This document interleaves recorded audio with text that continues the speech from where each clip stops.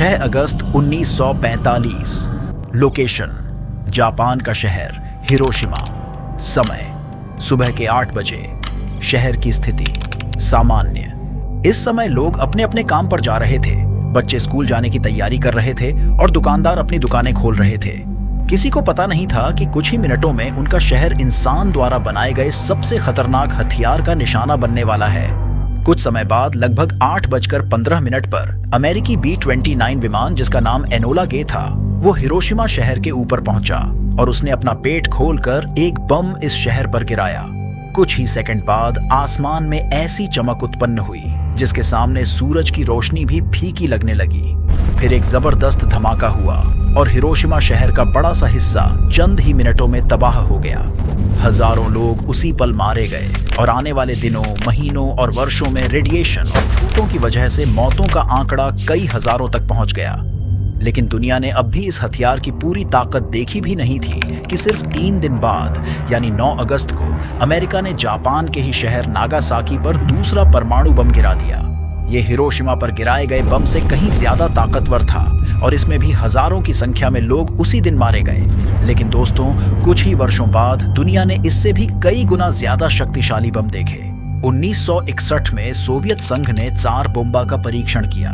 इसकी ताकत लगभग 50 मेगाटन थी। ये हिरोशिमा पर गिराए गए बम से हजारों गुना ज्यादा ताकतवर था। ये बम युद्ध में इस्तेमाल नहीं हुआ, लेकिन इस परीक्षण ने दुनिया को दिखा दिया कि इंसान परमाणु शक्ति को कहां तक ले जा चुका है। भले ही परमाणु हथियारों का जन्मदाता अमेरिका को माना जाता हो, लेकिन सच्चाई तो ये है कि अमेरिका कभी परमाणु बम बनाना ही नहीं चाहता था।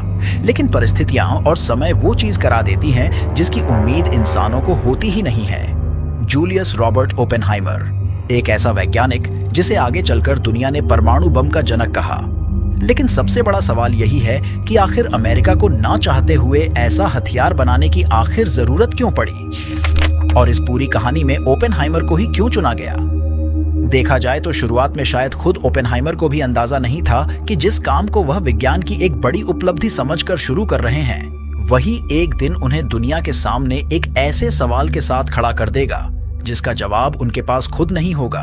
क्योंकि कुछ ही साल बाद वही ओपेनहाइमर, जिन्होंने अमेरिका को परमाणु बम बनाने में मदद की थी, अमेरिकी सरकार के शक के घेरे में आ गए। और जिस शक्ति को बनाने में उन्होंने अपनी पूरी जिंदगी लगा दी थी, उसी शक्ति को देखने के बाद उन्होंने खुद को दुनिया का विनाशक कह दिया। इस कहानी की शुरुआत होती है एक ऐसे डर से जिसे उस समय पूरी दुनिया महसूस कर रही थी। लेकिन इस पूरी कहानी को जानने के लिए हमें जाना होगा साल 1938 में। 1938 में जर्मनी के 2 वैज्ञानिक ओटो हान और फ्रिट्ज स्ट्रासमन यूरेनियम पर प्रयोग कर रहे थे। वे यूरेनियम पर न्यूट्रॉन डाल रहे थे और देख रहे थे कि उसके साथ क्या बदलाव होता है। उनका मकसद बम बनाना नहीं था, वे सिर्फ परमाणु के अंदर क्या हो रहा है ये समझना चाहते थे। लेकिन प्रयोग के बाद उन्हें एक अजीब नतीजा मिला। उन्हें ऐसे तत्व मिले जो यूरेनियम से काफी हल्के थे। इसका मतलब था कि यूरेनियम का भारी नाभिक टूट गया था। यह कुछ ऐसा था जैसे एक बड़ी गेंद अचानक 2 छोटी गेंदों में टूट जाए। लेकिन यहाँ खास बात यह थी कि इस टूटने के दौरान बहुत ज्यादा ऊर्जा निकल रही थी।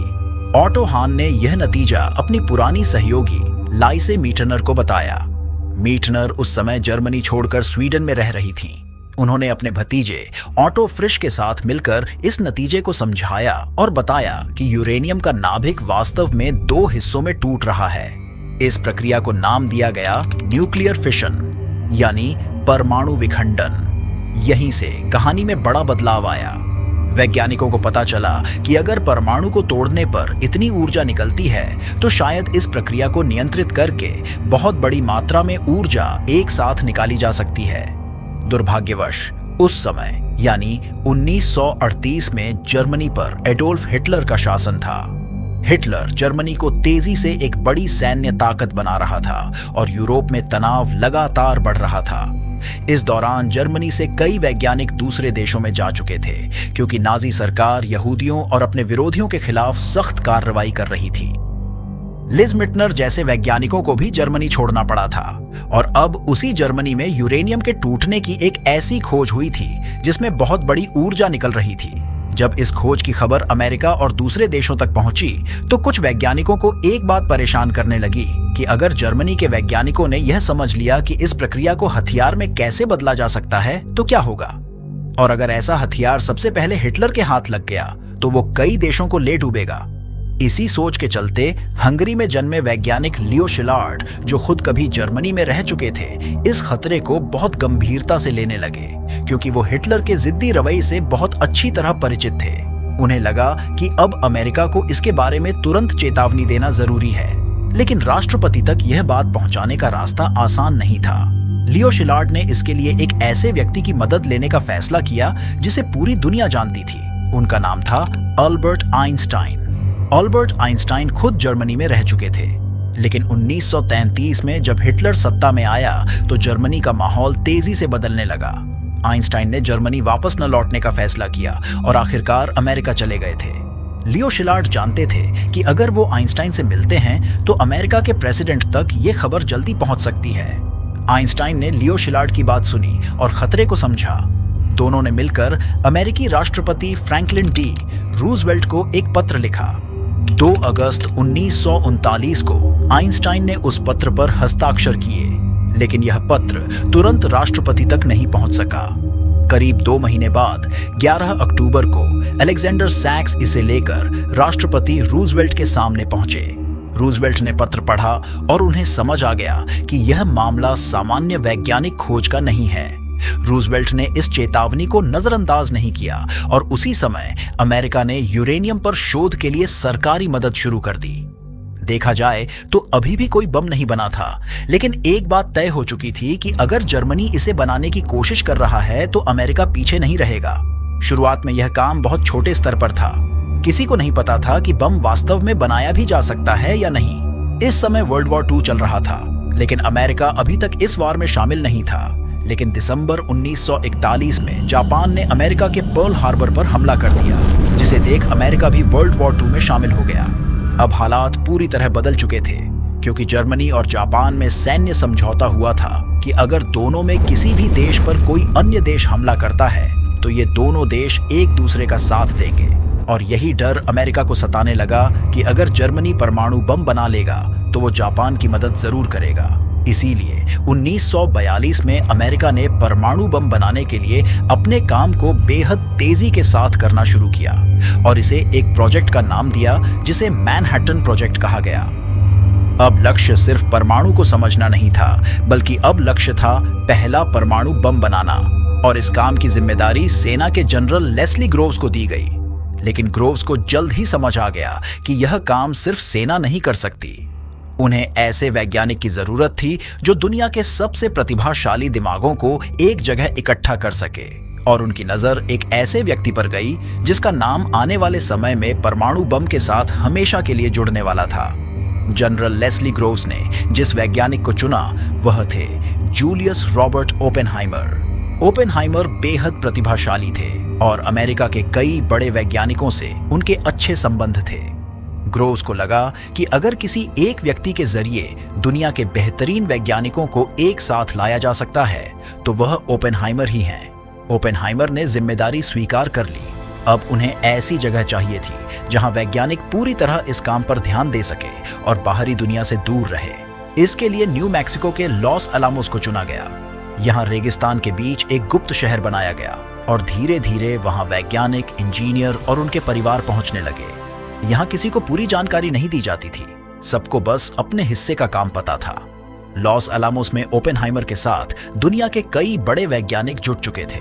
कोई गणना कर रहा था, कोई डिजाइन पर काम कर रहा था और कोई बम के लिए जरूरी सामग्री तैयार कर रहा था। 1945 की शुरुआत तक काम अंतिम चरण में पहुंच चुका था और इस समय तक बम बनकर तैयार था। लेकिन बम को युद्ध में इस्तेमाल करने से पहले एक चीज जानना जरूरी था कि भाई जो बम हम बना चुके हैं वो वास्तव में काम करेगा भी या नहीं। और इसीलिए इसे टेस्ट करने के लिए 16 जुलाई 1945 की तारीख तय हुई।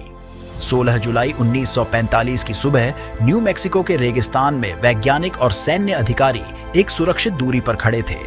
उनके सामने वह बम था जिसे बनाने में उन्हें 3 साल से ज्यादा का समय लगा था। सुबह 5:29 पर काउंटडाउन खत्म हुआ और अचानक पूरा आसमान एक भयानक रोशनी से भर गया। कुछ ही सेकंड में आग का विशाल गोला ऊपर उठा और उसके बाद मशरूम जैसा बादल दिखाई दिया। दुनिया का पहला परमाणु विस्फोट हो चुका था और वैज्ञानिकों को अब यकीन हो गया था कि उनका हथियार काम करता है। लेकिन कुछ वैज्ञानिकों को इसे लेकर यह जानना था कि ये इंसानों पर कैसा असर दिखाएगा। दोस्तों, अमेरिका को इसका असर चेक करने के लिए सबसे अच्छा विकल्प जापान ही था, क्योंकि 4 साल पहले जापान ने जो हमला अमेरिका के पर्ल हार्बर पर किया था, उसका बदला तो अमेरिका को लेना ही था।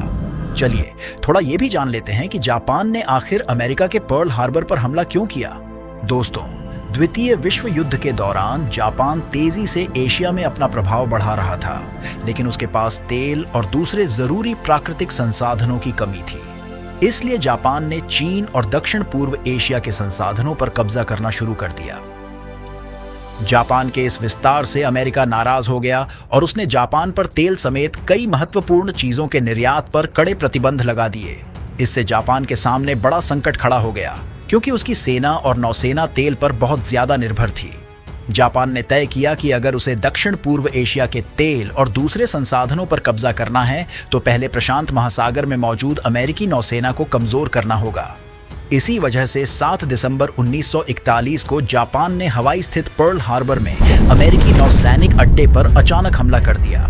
जापान का मकसद अमेरिका को पूरी तरह हराना नहीं, बल्कि उसकी पैसिफिक फ्लीट को भारी नुकसान पहुंचाकर कुछ समय के लिए रास्ते से हटाना था, ताकि जापान एशिया में तेजी से आगे बढ़ सके। लेकिन जापान की यह रणनीति उलटी पड़ गई। पर्ल हार्बर के हमले के बाद अमेरिका सीधे द्वितीय विश्व युद्ध में उतर गया और जापान के खिलाफ पूरी ताकत से युद्ध शुरू कर दिया। अमेरिका को डर था कि जापान पर सीधा हमला बेहद खूनी साबित हो सकता है। आखिरकार राष्ट्रपति हैरी ट्रूमैन ने परमाणु बम के इस्तेमाल की मंजूरी दे दी। 6 अगस्त 1945 को इनोला गे हिरोशिमा के ऊपर पहुंचा। उसके अंदर था लिटिल बॉय। सुबह 8:15 पर बम गिराया गया। एक तेज चमक के बाद हिरोशिमा तबाही में बदल गया। हजारों लोग मारे गए और पूरा शहर ऐसी विनाशकारी शक्ति का गवाह बना जिसे दुनिया ने पहले कभी नहीं देखा था। लेकिन जापान ने तुरंत आत्मसमर्पण नहीं किया और सिर्फ 3 दिन बाद एक दूसरा अमेरिकी विमान जापान के एक और शहर की तरफ बढ़ रहा था।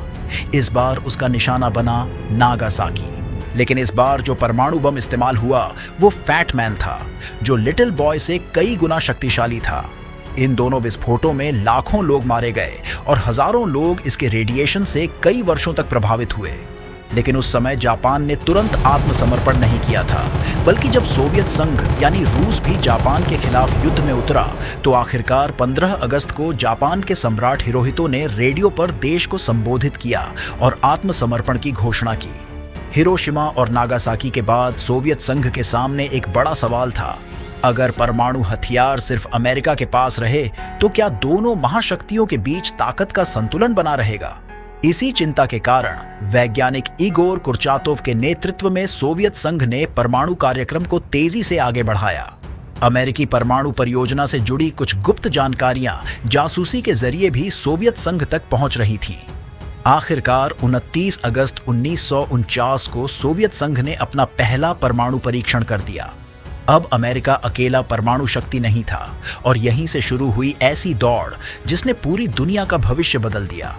अमेरिका और सोवियत संघ अब सिर्फ परमाणु बम बनाने तक नहीं रुके, बल्कि उससे भी ज्यादा शक्तिशाली हथियारों की होड़ में उतर गए।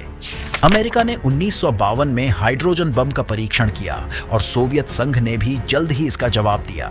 1961 में सोवियत संघ ने टीज़ार बोम्बा का परीक्षण किया, जो इतिहास का सबसे शक्तिशाली परमाणु विस्फोट बना। इसके बाद ब्रिटेन, फ्रांस और चीन भी परमाणु शक्ति बन गए। अब परमाणु हथियारों की दौड़ दक्षिण एशिया तक पहुंच चुकी थी। भारत ने 1974 में पोखरण में अपना पहला परमाणु परीक्षण किया, जिसे स्माइलिंग बुद्धा नाम दिया गया। इसके बाद पाकिस्तान ने भी अपने परमाणु कार्यक्रम को तेजी से आगे बढ़ाया। फिर मई 1998 में भारत के पोखरान 2 परीक्षणों के बाद पाकिस्तान ने भी परमाणु परीक्षण कर दिए। अब भारत और पाकिस्तान दोनों परमाणु हथियारों से लैस थे, लेकिन परमाणु क्लब अभी और बड़ा होने वाला था। 2006 में उत्तर कोरिया ने भी अपना पहला परमाणु परीक्षण कर दिया। जब अमेरिका ने 1950 में हाइड्रोजन बम बनाने की योजना को मंजूरी दी थी, तो ओपेनहाइमर ने इसका विरोध किया था। परमाणु बम बनाने के बाद वे उसके विनाशकारी परिणामों को लेकर पहले ही गंभीर चिंता में थे और अब उन्हें डर था कि इससे भी ज्यादा शक्तिशाली हथियारों की दौड़ दुनिया के लिए और खतरनाक हो जाएगी। लेकिन सरकार ने उनकी आपत्तियों को अलग नजर से देखना शुरू कर दिया। उनके पुराने राजनीतिक संबंधों और सुरक्षा को लेकर भी सवाल उठाए गए। धीरे धीरे सरकार का उन पर भरोसा कम होता गया और 1954 में उनकी सुरक्षा मंजूरी रद्द कर दी गई। यानी जिस वैज्ञानिक ने कभी अमेरिका के सबसे गुप्त हथियार को बनाने में नेतृत्व किया था, अब वही सरकार की नजर में सुरक्षा के लिहाज से संदिग्ध बन चुका था। अगर देखा जाए तो दुनिया में शायद वर्ल्ड वॉर 3 हो ही ना, क्योंकि परमाणु हथियारों के डर से कोई भी अपने आप को नष्ट नहीं करना चाहेगा। लेकिन आपको क्या लगता है, दुनिया में परमाणु हथियार होना चाहिए या नहीं? आप अपनी राय कमेंट बॉक्स में जरूर दीजिए।